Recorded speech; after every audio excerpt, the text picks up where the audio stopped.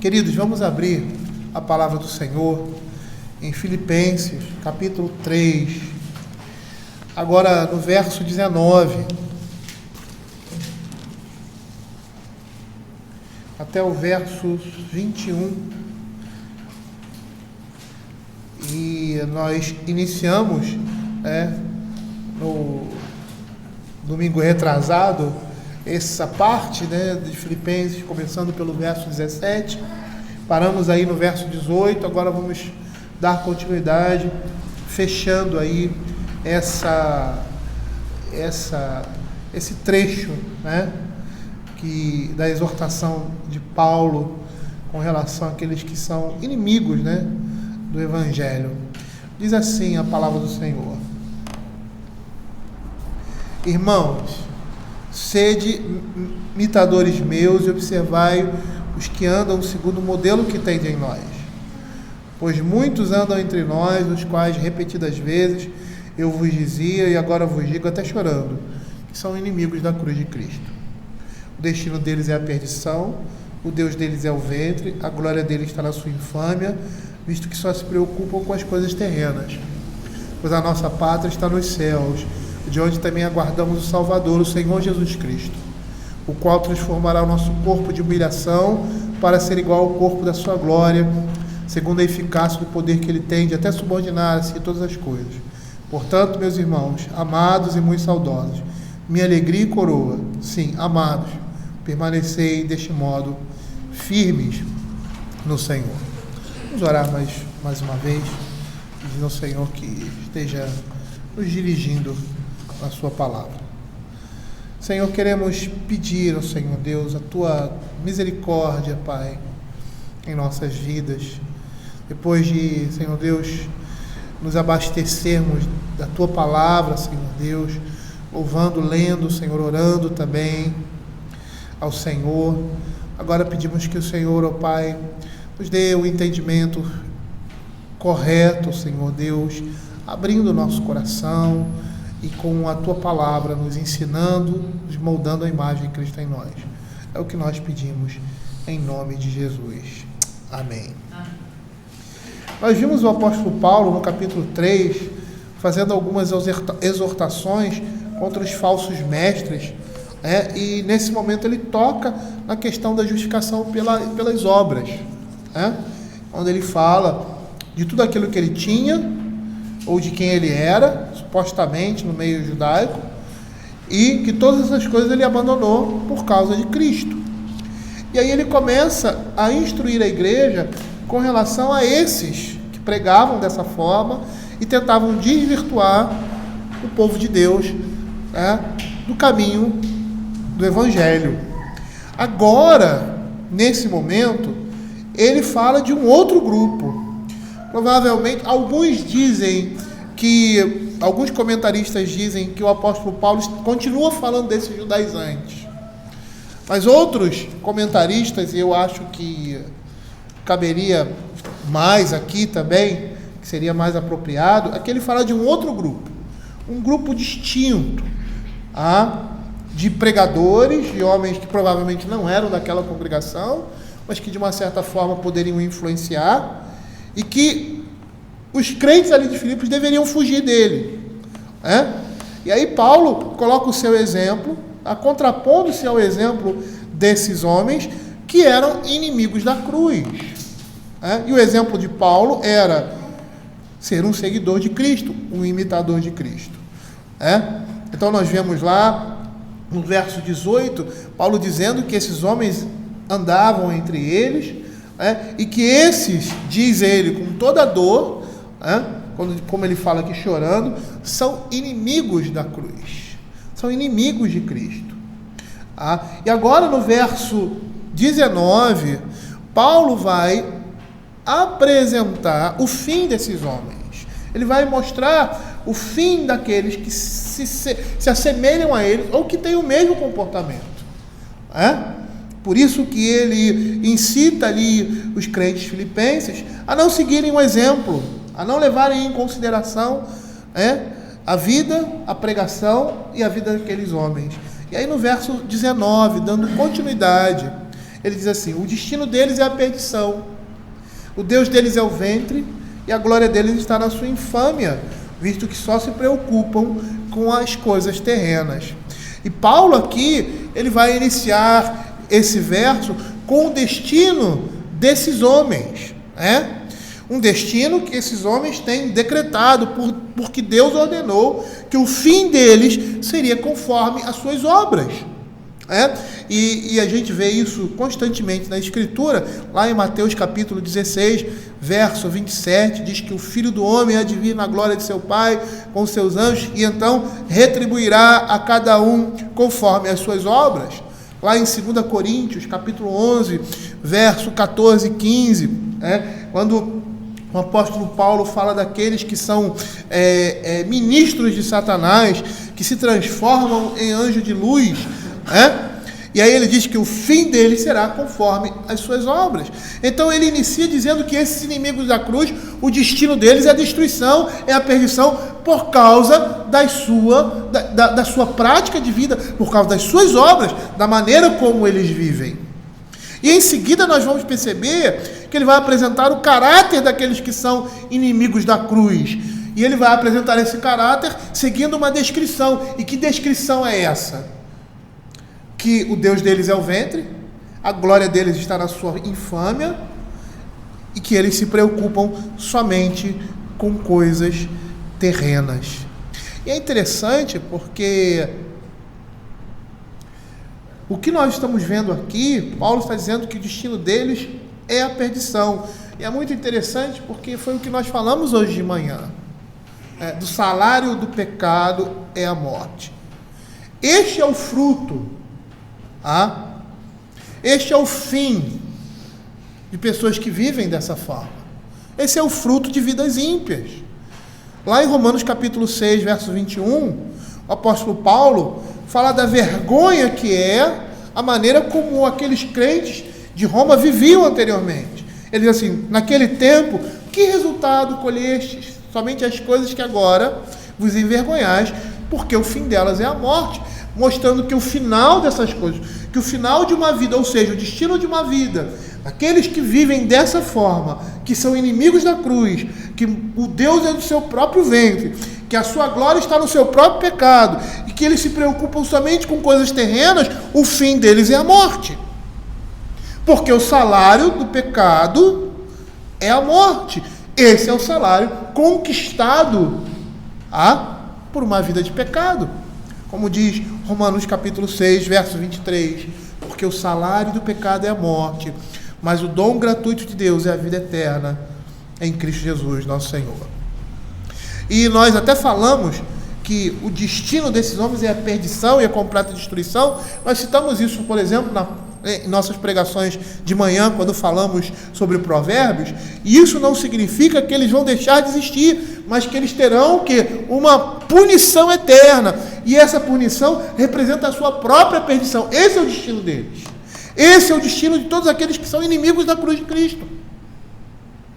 Olha o que 1 Tessalonicenses capítulo 1, verso 9 vai dizer: pois eles mesmos, no tocante a nós, proclamam que repercussão teve o nosso ingresso no vosso meio, e como deixando os ídolos, vos convertetes a Deus para servirdes ao Deus vivo e verdadeiro, e para aguardardes os céus, o seu Filho, a quem ele ressuscitou dentre os mortos, Jesus, que nos livra da ira vindoura.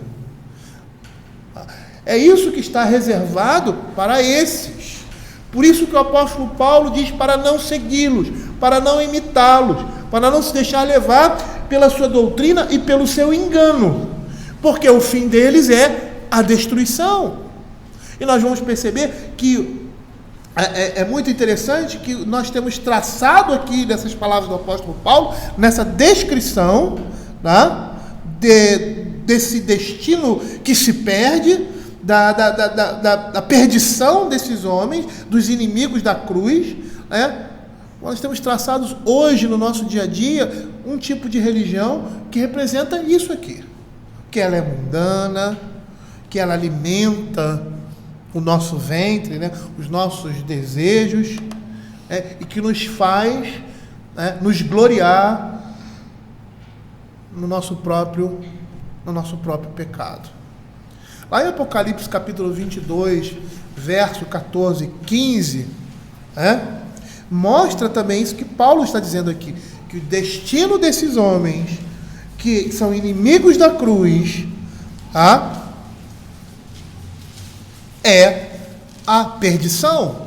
Diz assim: e eis que venho sem demora, e comigo está o galardão que tenho para retribuir a cada um segundo as suas obras. Eu sou o alfa e o ômega, o primeiro e o último, o princípio e o fim. Bem-aventurados aqueles que lavam as suas vestiduras no sangue do Cordeiro, para que lhes assistam direito à árvore da vida e entrem na cidade pelas portas. Fora ficam os cães, os feiticeiros, os impuros, os assassinos, os idólatras e todo aquele que ama e pratica a mentira. Perceba que a intenção do apóstolo Paulo aqui é a mesma intenção ali de Salomão com Provérbios. Abrir os nossos olhos, chamar a nossa atenção para aquilo que é destrutivo e pecaminoso e que vai nos levar à morte. Que vai trazer consequências trágicas, porque o salário do pecado é a morte. Por isso ele diz: olha, não imitem esses homens, não sigam os seus caminhos, ou seja, aquilo que eles estão pregando, a forma de vida que eles estão apresentando. Porque a descrição que ele faz aqui é a descrição daqueles que estão destinados à perdição. Olha que Apocalipse capítulo 20, verso 14, o seu finalzinho, o verso 15 diz: esta é a segunda morte, o lago de fogo. E se alguém não foi inscrito no livro da vida, esse foi lançado para dentro do lago de fogo. Paulo demonstra aqui claramente qual é o destino de homens que vivem dessa forma, que pregam esse tipo de evangelho. Eles são inimigos da cruz de Cristo. E como eu falei anteriormente, após mostrar o destino desses homens, e essa demonstração ela é didática, para quê? Para que eles não sejam enganados e se deixem levar por eles, seguindo o exemplo do apóstolo Paulo, que eles deveriam imitar. E que exemplo era esse? Seguir a Cristo, serem imitadores de Cristo. E aí, depois de mostrar o destino deles, Paulo agora, ele vai falar do caráter que esses inimigos da cruz têm. Ou seja, ele fala daquilo que os fazia merecedores da ira de Deus. E aí ele descreve dessa forma: o Deus deles é o ventre, a glória deles está na sua infâmia, visto que só se preocupam com coisas terrenas. E a primeira descrição daquilo que os fazia merecedores da ira de Deus, que mostravam que eles eram inimigos da cruz de Cristo, é que o Deus deles era o ventre. E isso quer dizer que eles só se importavam com seus próprios apetites sensuais. Em vez de manter os seus apetites físicos sob controle, eles extravasavam isso. Eles davam vazão aos seus desejos pecaminosos. Olha o que Romanos capítulo 8, verso 13 vai dizer. Por isso eles eram inimigos da cruz. Porque a cruz fala em autocontrole. E eles eram indulgentes com seus próprios pecados. A cruz fala em mortificação do pecado. E eles se refestelavam com suas próprias iniquidades. Por isso eles eram inimigos da cruz. Olha o que diz Romanos capítulo 8, verso 13. Porque se viverdes segundo a carne, caminhais para a morte. Mas se pelo Espírito mortificardes os feitos do corpo, certamente vivereis. Olha o que Paulo fala em 1 Coríntios capítulo 9, verso 27. Ele diz assim: mas esmurro o meu corpo e reduzo a escravidão, para que, tendo pregado a outros, não venha eu mesmo a ser desqualificado. Percebam, eles eram inimigos da cruz, porque eles não mortificavam o seu próprio pecado. Pelo contrário, eles saciavam os seus desejos. Eles davam vazão aos seus desejos. Porque o Deus dele era o seu próprio coração, era o seu próprio ventre. E aí, se nós compreendermos que os nossos corpos são templos do Espírito Santo, no qual Deus deve ser glorificado, essas pessoas, elas se entregavam à devassidão, à glutonaria e à sensualidade, mostrando que eram inimigos da cruz de Cristo. Lá em 1 Coríntios, capítulo 6, verso 19, 20, Paulo diz assim: acaso não sabeis que o vosso corpo é santuário do Espírito Santo, que está em vós, o qual tendes da parte de Deus, e que não sois vós mesmos, porque foste comprado por preço. Agora, pois, glorificai a Deus no vosso corpo. Com esse comportamento, esses homens adoravam a sua própria natureza sensual, sendo impelidos a isso por causa de antecedentes imorais, como nós vemos lá no contexto ali, daquele contexto greco-romano em que Paulo vivia, de um ambiente pagão perverso. Era esse ambiente. Muitas vezes havia o gnosticismo aí, incipiente e licencioso, a perversão da doutrina da graça e a concupiscência do coração. Todas essas coisas estavam presentes, provavelmente aqui também, nesses homens. E nós podemos ver isso até pelo relato da própria Escritura, dos apóstolos, o próprio apóstolo Paulo e outros como Pedro, por exemplo, que fala lá em 1 Pedro, capítulo 1, verso 18, sabendo que não foi mediante coisas corruptíveis, como prata ou ouro, que foste resgatados do vosso fútil procedimento que vossos pais nos legaram, antecedentes morais. Eles viviam, dessa forma, num procedimento fútil, entregando-se às suas paixões e aos seus desejos. Como nós podemos perceber lá em 1 Timóteo capítulo 4, verso 3, quando Paulo, escrevendo a Timóteo, diz assim, que proíbem o casamento, exigem abstinência de alimentos que Deus criou para serem recebidos com ações de graça pelos fiéis e por quantos conhecem plenamente a verdade. Provavelmente aqui influenciados por um gnosticismo aí incipiente e licencioso que levava a esse tipo de comportamento. Lá em Romanos, capítulo 3, verso 8 e verso 6, 1 e 2, o apóstolo Paulo diz assim: e por que não dizemos, como alguns caluniosamente afirmam, que pratiquemos males para que venham bens? A condenação desses é justa. E lá no capítulo 6, que diremos, pois, permaneceremos no pecado para que seja graça mais abundante? De modo nenhum. Como viveremos ainda no pecado, nós que para ele morremos? A perversão completa da doutrina. E aí a concupiscência também do coração, quando nós vemos lá em Tiago, capítulo 1, verso 14, pelo contrário, cada um é tentado pela sua própria cobiça, quando essa o atrai e o seduz. Então a cobiça, depois de haver concebido, dá à luz o pecado, e o pecado, uma vez consumado, gera a morte. A concupiscência do coração. Provavelmente todas essas coisas estavam relacionadas a esses a quem Paulo se dirige e diz que o Deus deles é o ventre. Eram pessoas autoindulgentes que se permitiam a si mesmos se lançarem nos seus pecados e satisfazerem os seus desejos pecaminosos.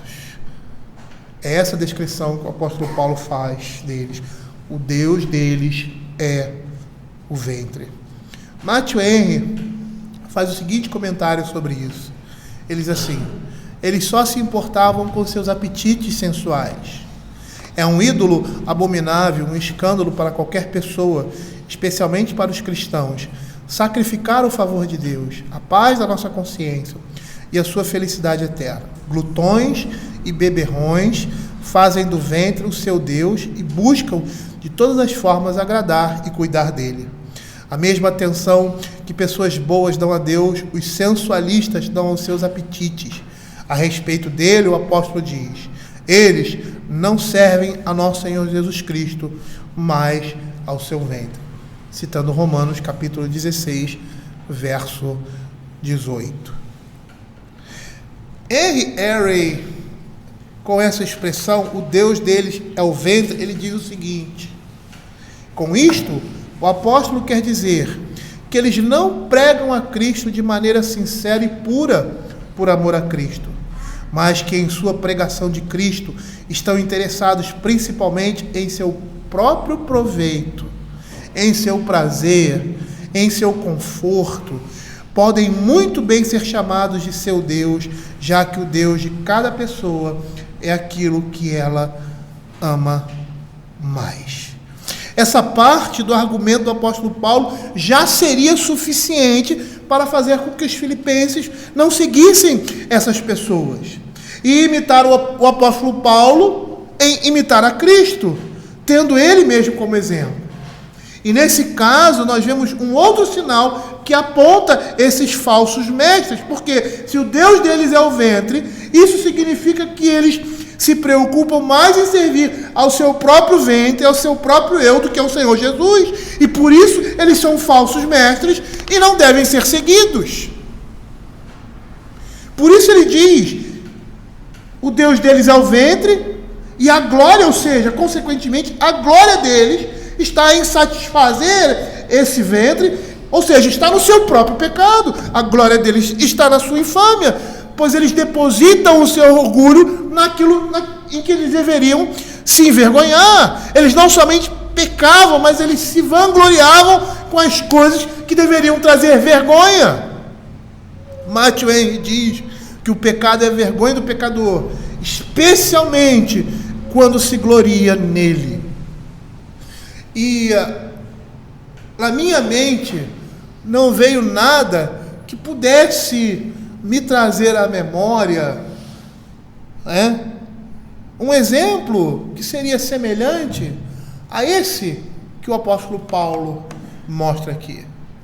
Eu acho que nós temos muitos exemplos aí, pregadores que supostamente pregam o evangelho, mas na realidade o que eles querem é satisfazer os seus próprios seus próprios desejos carnais. E nós vemos de tudo, desde imoralidade até o desejo ávido por ganhar dinheiro. Mas eu me lembrei de uma coisa que mostra a nós nos gloriarmos no nosso próprio pecado. Eu me lembro de uma frase que algumas pessoas dizem, assim: eu sou assim mesmo, eu sou sincero. Quando muitas vezes falamos determinadas coisas que ofendemos as pessoas, nós não pensamos naquilo que nós falamos, e isso mostra o que? O pecado no nosso coração, porque nós ofendemos, o que nós aprendemos ali no 9º mandamento, falso testemunho, falar a verdade de forma indevida ou na hora errada, ou mesmo não ofender, quebra aí do 6º mandamento, e aí nós nos gloriamos, nós nos alegramos, nós achamos que essas coisas são virtudes. Eu sou uma pessoa sincera, eu sou assim mesmo. E esse é um exemplo muito semelhante ao que Paulo está dizendo aqui. Eles se gloriam, se ensoberbecem, se vangloriam nos seus próprios pecados. Porque não apenas levam a bom termo esses maus desígnios, mas eles se alegram com isso. E a razão para isso é que se preocupavam com as coisas terrenas, ou seja, são mundanos. Quando o homem se alegra com seus maus desígnios, eles mostram que amam mais as coisas desse mundo do que a Deus. Por isso eles só se preocupam. Percebam como uma coisa está relacionada à outra. O Deus dele é o ventre, ele quer satisfazer os seus próprios desejos carnais e se vangloria naquilo que é pecaminoso. E por que ele faz isso? Porque são mundanos. Só se preocupavam com coisas terrenas. Cristo veio por meio da cruz para crucificar o mundo para nós e nós para o mundo, como o próprio apóstolo Paulo fala lá em Gálatas capítulo 6, verso 14, quando ele diz assim: mais longe esteja de mim gloriar-me, senão na cruz do nosso Senhor Jesus Cristo, pelo qual o mundo está crucificado para mim e eu para o mundo. E os que se ocupam com coisas terrenas agem diretamente contra a cruz de Cristo e o grande desígnio dela, ou seja, eles se agradam de coisas terrenas e não têm prazer nas coisas celestiais. Eles colocam seu coração e paixão nas coisas desse mundo, coisas que são efêmeras. Eles as amam, eles idolatram essas coisas, eles têm confiança e satisfação nelas. Eu poderia colocar vários exemplos, como conforto, bem-estar, prazer sensual, família, poder, riqueza, orgulhos, mérito, honra, a própria vida.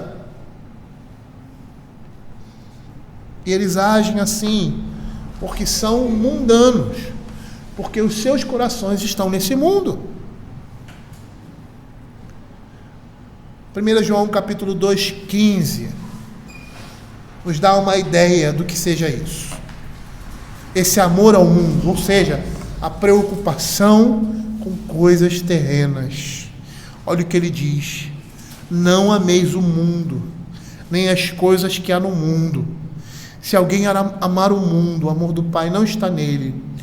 Por quê? Porque tudo o que há no mundo, a concupiscência da carne, a concupiscência dos olhos e a soberba da vida, não procede do Pai, mas procede do mundo.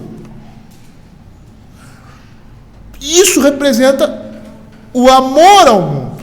Quando essas coisas estão em nós, nós estamos dizendo que amamos mais o mundo do que a Deus. E esses homens demonstravam a isso, pelo evangelho que pregavam, pela postura que eles tinham, pela maneira como eles viviam as suas vidas e queriam proclamar isso a outras pessoas. E muitos são levados por esse falso evangelho, por essa falsa piedade, que na realidade demonstra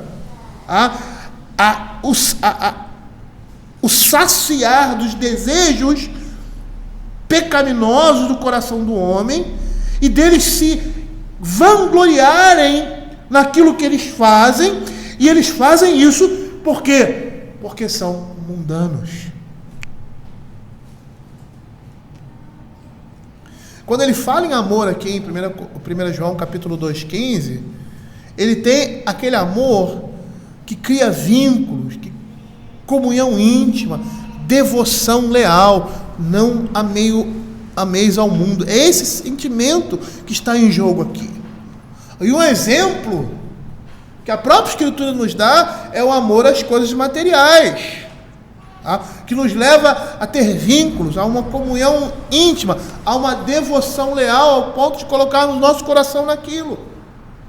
E o Senhor Jesus reprova essas coisas. Lá em Mateus capítulo 6, verso 24, ele mostra isso: ninguém pode servir a dois senhores, porque ou há de aborrecer-se de um e amar ao outro, ou se devotará a um e desprezará o outro. Não podeis servir a Deus e as riquezas.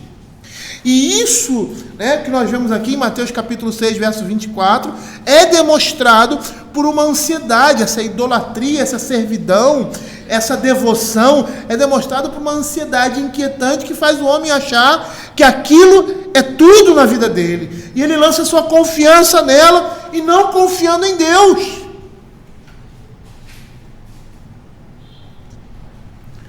Para João, essas pessoas, esses que amam, mudaram de lado e agora estão se dedicando totalmente aos assuntos desse mundo.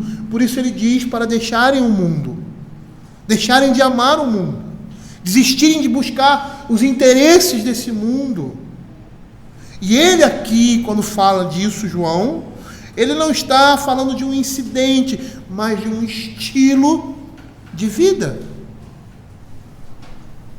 É interessante porque o cristão não tem como deixar o mundo, mas ele pode viver o mundo e viver separado dele, abster-se dessa comunhão, dessa devoção, desse amor a esse mundo. Porque o próprio texto vai nos mostrar que o mundo é completamente, o mundo pecaminoso é completamente oposto ao Pai. Que está sendo descrito aqui no verso 16, como que aquele que fomenta desejos pecaminosos e alimenta a soberba arrogante dos homens. E esses falsos mestres que Paulo cita aqui, eram pessoas que só pensavam nessas coisas, em coisas terrenas, cogitavam apenas coisas da carne, apesar de terem um discurso religioso.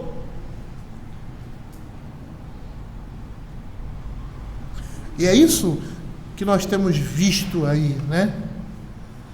Muitos daqueles que se dizem pregadores do Evangelho e fazem isso porque querem satisfazer os seus apetites carnais.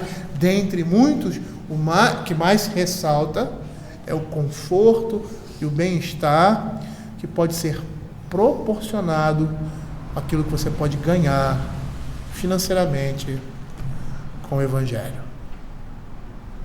Lá em Romanos capítulo 8, verso 5, ele diz assim: porque os que se inclinam para a carne cogitam das coisas da carne, mas os que se inclinam para o Espírito, das coisas do Espírito.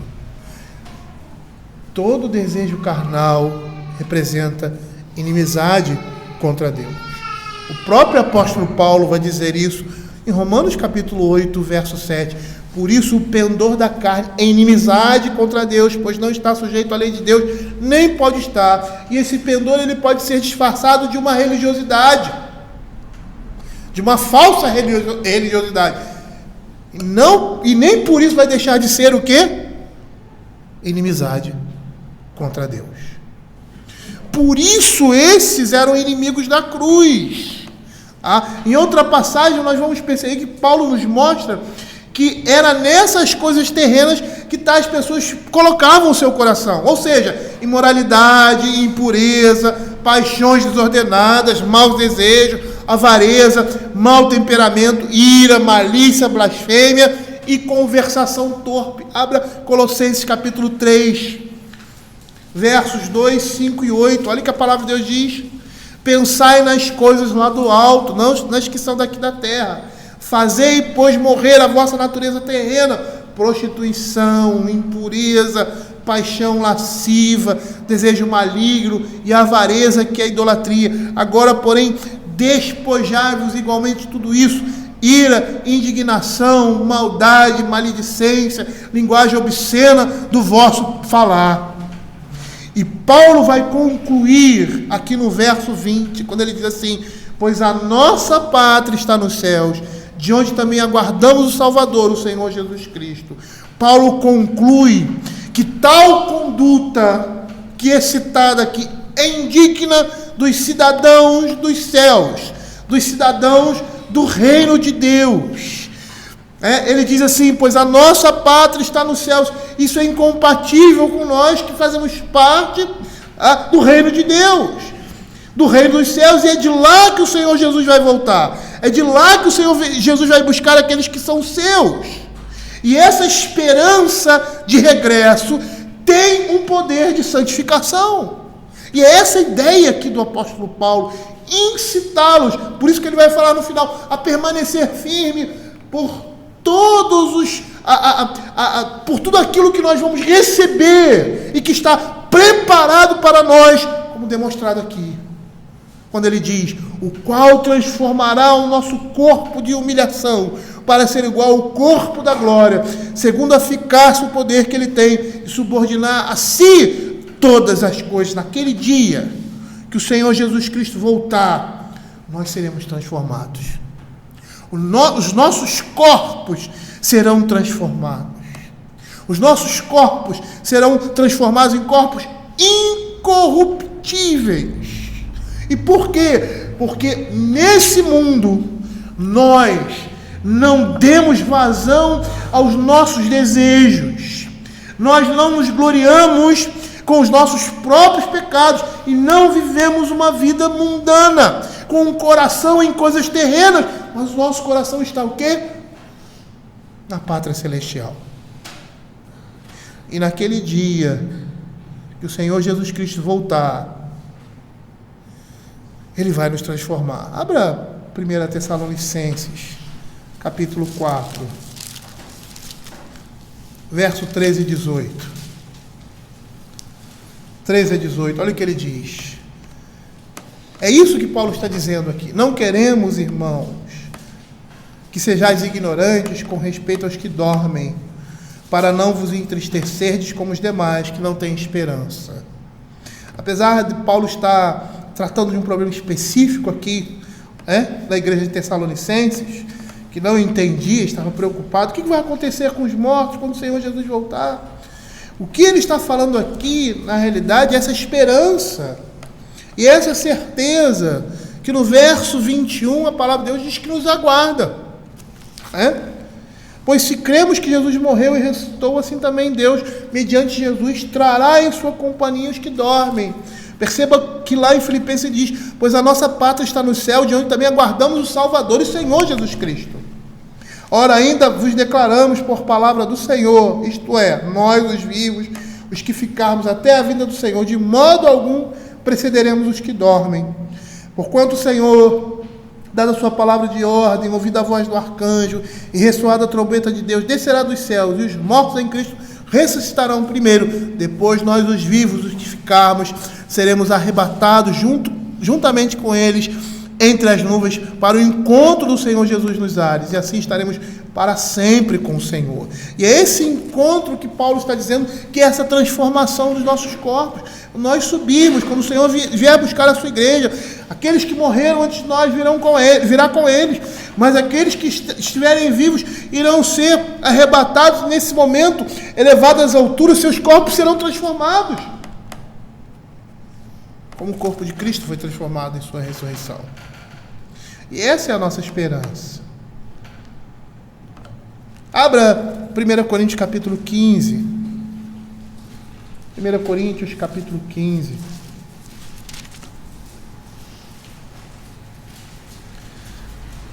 Nos versos 20 a 24, ele diz assim: mas de fato Cristo ressuscitou dentre os mortos, sendo ele as primícias dos que dormem. Visto que a morte veio por um homem, também por um homem veio a ressurreição dos mortos, porque assim como em Adão todos morreram, assim todos serão vivificados em Cristo, cada um porém por sua própria ordem, Cristo as primícias, depois que são de Cristo na sua vinda. E então virá o fim, quando ele entregar o reino ao Deus e Pai, quando houver destruído todo o principado, bem como toda potestade. Virem a página aí no verso 50. Quando ele diz assim: isto vos afirmo, irmãos, que a carne e sangue não pode herdar o reino de Deus, nem a corrupção herdar a incorrupção. Eis que vos digo o mistério: nem todos dormiremos, transformados seremos todos. Num momento, num abrir e fechar de olhos, ao ressoar da última trombeta, a trombeta soará, os mortos ressuscitarão incorruptíveis e nós seremos transformados. Isso que o apóstolo Paulo fala em Filipenses: o qual transformará o nosso corpo de humilhação para ser igual ao corpo da sua glória, segundo a eficácia e o poder que ele tem de subordinar todas as coisas. Verso 53 do capítulo 15 de Coríntios: porque é necessário que este corpo corruptível se revista de incorruptibilidade, o corpo mortal se revista da imortalidade. E quando esse corpo se revestir de incorruptibilidade, o que é mortal se revestir de imortalidade, então se cumprirá a palavra que está escrita: tragada foi a morte pela vitória. Onde está a morte, a tua vitória? Onde está o morte, o teu aguilhão? O aguilhão da morte é o pecado, e a força do pecado a lei. Graças a Deus que nos dá vitória por intermédio do nosso Senhor Jesus Cristo. Percebam que o final aqui de 1 Coríntios capítulo 15 é o mesmo final aqui que nós estamos vendo em Filipenses. A palavra de Deus nos incentivando a continuar vivendo em santidade, vivendo em mortificando a carne, porque é essa a nossa expectativa e essa a certeza que nós vamos ter. Por isso nós não devemos desanimar e continuar firmes. Quando ele diz assim: portanto, meus amados irmãos, Sede firmes, inabaláveis e sempre abundantes na obra do Senhor, sabendo que no Senhor o vosso trabalho não é vão. É como se Paulo estivesse fazendo o seguinte: olha, você vai ter que cumprir essa jornada, ou seja, chegar lá no final dessa corrida, vamos dizer assim. E lá, antes disso, ele mostra para você: esse é o prêmio. Essa é uma taça de ouro, ou um prêmio, como você vê nesses prêmios de corrida, né? Que valem milhões às vezes, e as pessoas se engajam, porque se sentem incentivadas, não somente pela corrida, ou seja, não somente pela vida cristã, mas por aquilo que eles vão receber. E essa perspectiva aqui, tanto de 1 Coríntios, quanto do apóstolo Paulo, quando ele diz: portanto, meus amados irmãos, e muito saudosos, minha alegria e coroa, permanecei deste modo, firmes no Senhor. Por isso, ele exorta os filipenses que estejam firmes, que continuem firmes, porque eles são alvos dessas promessas, porque são herdeiros dessas coisas. Por isso a exortação do apóstolo Paulo, como um incentivo para ser imitador dele e seguir a Cristo. E é interessante, porque ele coloca o exemplo dele e o exemplo desses homens. O exemplo dele é de abnegação, de entrega, de mortificação da carne, porque ele está seguindo a Cristo, porque ele está imitando a Cristo, que abre mão da sua vida em prol de nós. E o exemplo desses homens é completamente o contrário: se entregarem aos seus desejos pecaminosos. E aí Paulo vai dizer: continuem firmes, porque é isso que nos espera. Continuem caminhando, continuem correndo, continuem nessa direção, porque essas promessas nos aguardam.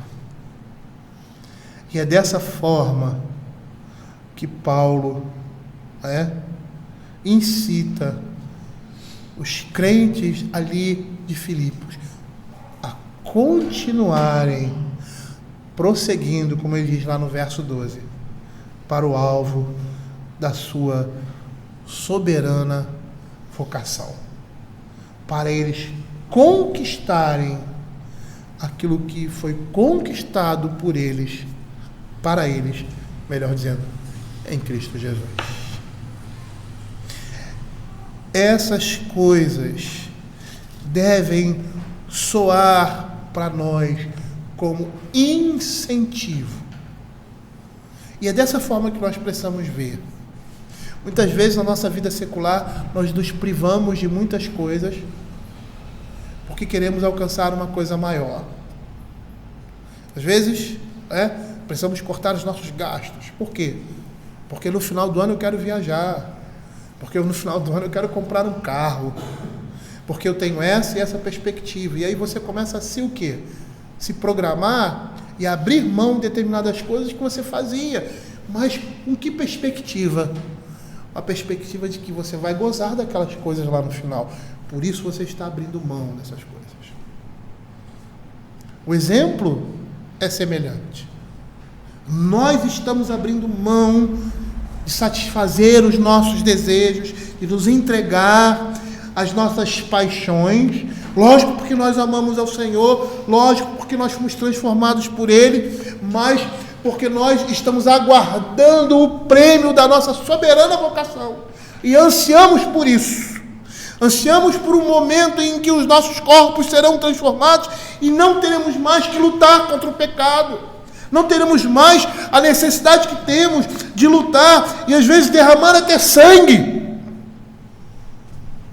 para não fazer a vontade da carne e dos nossos pensamentos, mas fazer a vontade do Senhor. E por que nós nos privamos dessas coisas? Porque o salário do pecado é a morte. Mas por que pessoas que às vezes até conhecem isso não se privam disso? Se entregam às suas paixões? Porque na realidade, a pátria deles não é a mesma que a nossa. Porque na realidade o coração deles não está no reino de Deus. E eles não aguardam com ansiedade e com desejo aquele dia que o Senhor Jesus Cristo vai vir nos buscar. E os nossos corpos serão transformados e iremos habitar eternamente com Ele, sem pecado. Eternamente com Ele. E viveremos eternamente com Ele, gozando da sua presença e da sua santidade em nossa vida. Por isso o Senhor nos chama a viver nesse mundo, amando a verdade e as coisas do seu reino, e não a mentira, dando vazão àquilo que pode nos levar à perdição e à desgraça. Vamos orar.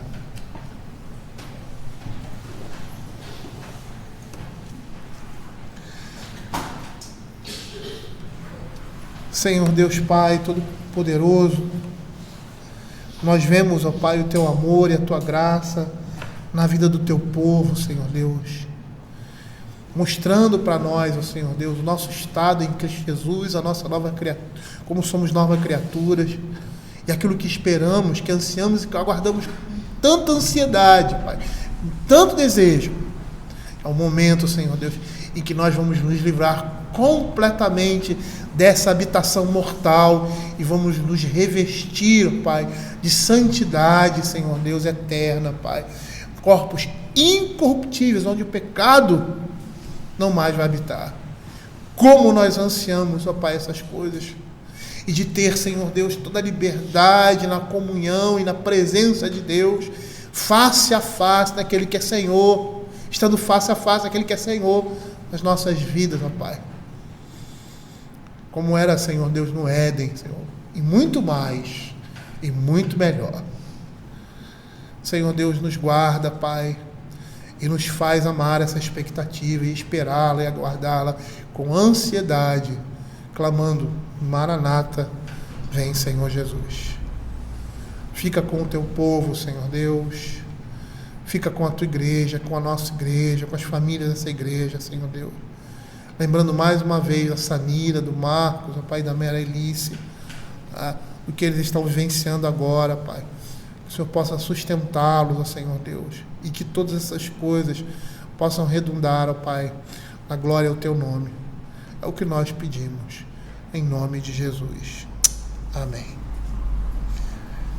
Receber a bênção e a graça do nosso Senhor e Salvador Jesus Cristo, o amor de Deus Pai e a comunhão do Espírito Santo esteja sobre o Teu povo, Pai, hoje e eternamente. Amém.